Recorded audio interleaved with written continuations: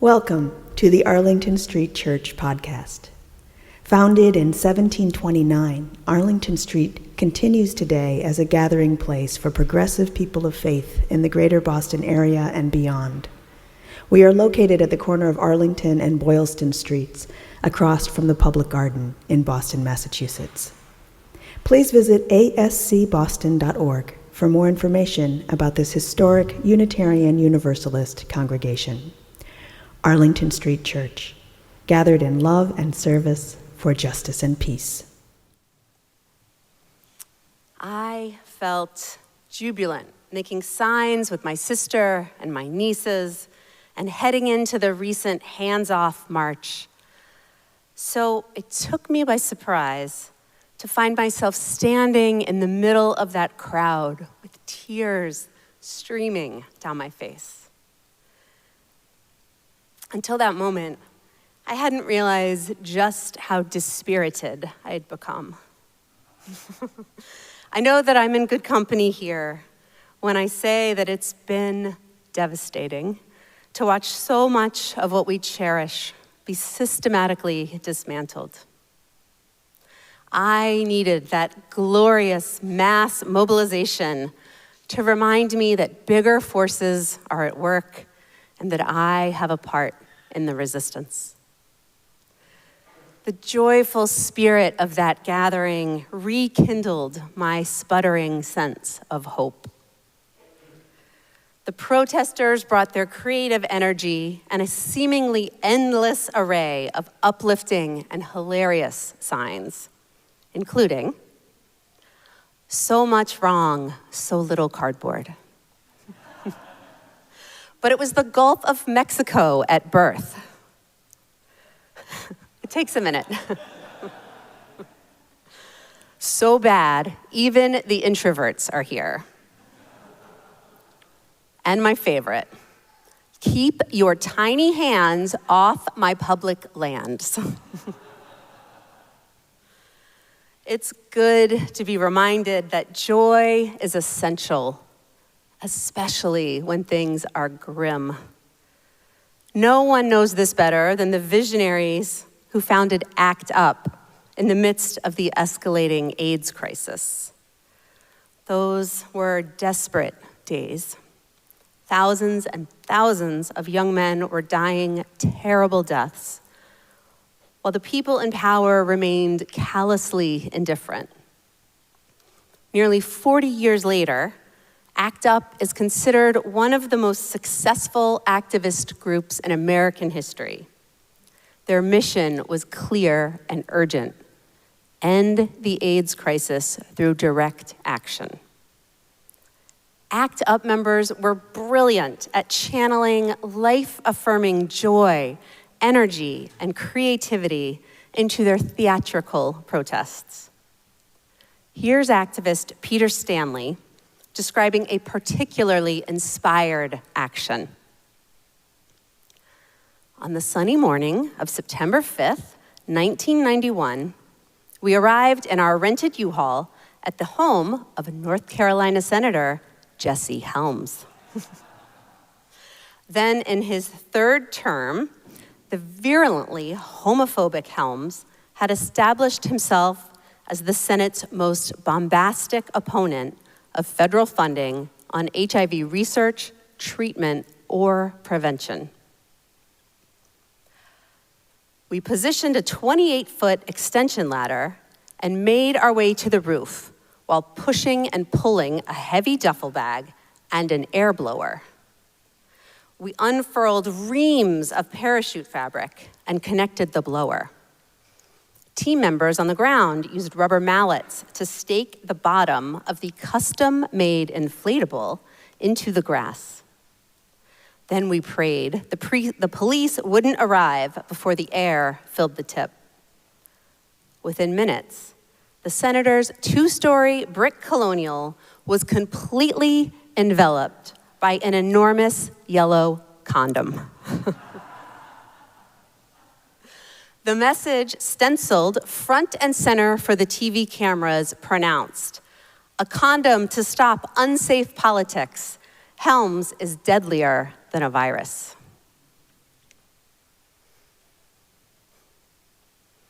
It's a curious feature of autocratic regimes that forms of joy are often banned. This is designer and founder of the Aesthetics of Joy blog, Ingrid Fettel-Lee. She continues, in Mao's China, listening to Beethoven was a crime. The Nazis limited jazz and swing bands and banned works from Jewish composers. What dictators know is that joy has a propulsive force. Anything that gathers and channels energy threatens to upend the rigid control of a population. Music, dance, and art fuel an emotional response that builds momentum. Consider the singing revolution that swept across Latvia, Lithuania, and Estonia between 1987 and 1991. This series of mass singing demonstrations is credited with restoring independence to the Baltic states and ending the Cold War. Psychologists tell us that people who engage in communal singing or dance become connected on a physical level. The heart rates of choral singers synchronize. Brain waves line up when musicians play the same riff. These experiences of synchrony create an unconscious physiological experience of community. Studies show that even when strangers move or vocalize together, they become more generous, more altruistic, and more willing to sacrifice their own needs for the good of the group. Celebratory joy creates emotional and physical unity, and a unified populace is hard to dominate. Joy is a sign of vibrant life, of thriving. It's one of the things that makes us truly human. Reclaiming our sources of joy is how we refuse to be dehumanized and reassert our vitality. Holocaust survivor and author Elie Wiesel described a fellow prisoner trading a ration of bread for the materials to piece together a makeshift menorah. Shocked that the man would trade something so essential to his survival, Wiesel asked him, "Hanukkah in Auschwitz?" To which the man replied, "Especially in Auschwitz." The more dehumanizing the circumstances, the more we need these markers of our humanity. In World War I, soldiers on both sides were known to cultivate gardens in the trenches. In 1915, a soldier named Gotthold von Roden described a trench adorned with spent howitzer shell cases, repurposed as pots for snowdrops. Whether it's the transcendent joy of sacred ritual or the simple joy of cultivating a garden, the pursuit of joy amid great struggle sustains our humanity when it is most threatened. I know that it can be hard to muster joy when things feel so bleak. We have a lot to grieve. These are increasingly difficult and dangerous days in our country. Here at home, we're in the midst of this ministerial transition process, which is so hard and so sad. And yet, we here at Arlington Street are well practiced at finding joy in the face of life's suffering. In the Book of Joy, Archbishop Desmond Tutu instructs us that discovering more joy does not save us from the inevitability of hardship and heartbreak. In fact, we may cry more easily but we will love more easily too. Perhaps we are just more alive. Yet, as we discover more joy, we can face suffering in a way that ennobles rather than embitters. We can have hardship without becoming hard. We have heartbreak without being broken. Pastor, scholar, and civil rights elder Vincent Harding often spoke about what he called live human signposts. By this he meant people who embody new ways of seeing and becoming. Human signposts open up possibilities by offering a light in the darkness and by pointing the way forward to the world we want to inhabit. After last Sunday's service, Peter, one of our visiting marathon runners, approached Reverend John and me with shining eyes and a big smile. Peter said, "Walking into this church this morning felt like a breath of fresh air. As soon as I arrived, I could just feel the positivity and the love here. It almost brought me to tears. There is so much hatred and fear in most of the spaces I'm in these days. But this place is different. I'm so grateful for the reminder that I have a choice. I don't have to be down there in the muck where it feels terrible. I can choose joy and love and the way it feels here. This place is really special. Please don't ever lose that." If you only remember one thing that I say today, please let it be this. What makes Arlington Street remarkable is that we are a community that delights in joy, and we love each other well. You are live human signposts for me, for Peter, and for so many people looking for a world with more love and more joy. I could out-filibuster Cory Booker with Arlington Street stories. But for now, I'll lift up just a few highlights. We are a community that reveres coming together each week to lift up our sorrows and our joys. We declare that it's time for church by ringing the steeple bells and filling the air with bubbles. The Boston Globe has run a front page story on our rubber ducky ministry of joy. We wholeheartedly sing show tunes at memorial services. Our amazing choir can create sacred music from a Bach cantata or a Beatles tune. Some of our most faithful and best dressed attendees on Sundays are dogs. We celebrate Pride as a high holy day. We are people who love to laugh and to know how to give a good hug.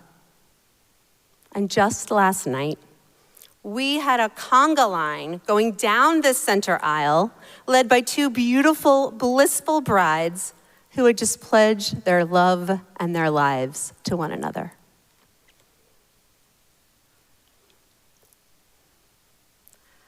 Take heart, my friends. These are trying times, but we will not relinquish our joy. We will tend to the spark of hope. Cultivating joy is not a distraction from resistance, but one of its greatest sources of power. Thank you for being a breath of fresh air and the live human signposts, pointing the way to the world we want to inhabit. Our spirit of love is what makes everything possible in this beloved spiritual community. You are my great joy.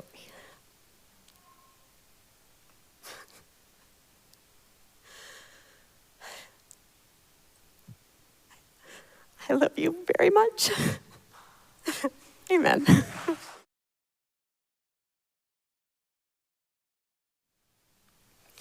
And now for our benediction, I invite you to put your hands over your heart and namaste. I bow to the divine in you. This morning's benediction comes from the Book of Joy by His Holiness the Dalai Lama and Archbishop Desmond Tutu. No dark fate determines the future. We do. Each day and each moment, we are able to create and recreate our lives and the quality of human life on our planet. The more we turn toward the suffering, our own and others, the more we turn toward the joy. Lasting joy cannot be found in pursuit of any goal or achievement. It resides only in the human mind and heart. True joy is a way of being. Amen. Let's keep this faith, beloveds, and pass it on. The service begins when the service ends. Bless your hearts. I love you. Amen.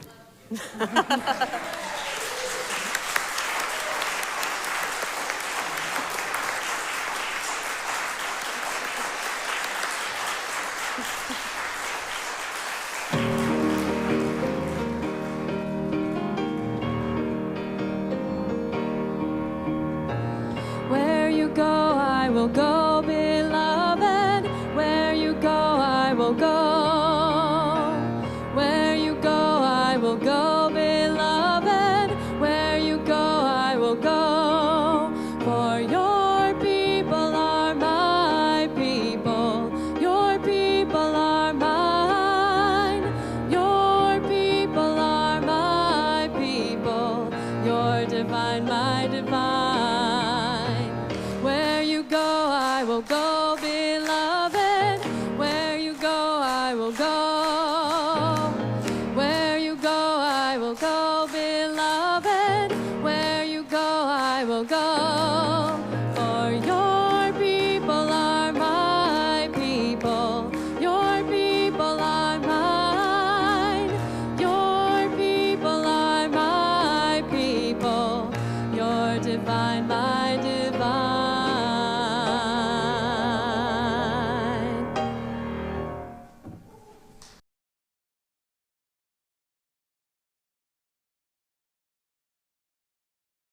Please visit ascboston.org for more information about this historic Unitarian Universalist congregation. Arlington Street Church, gathered in love and service for justice and peace.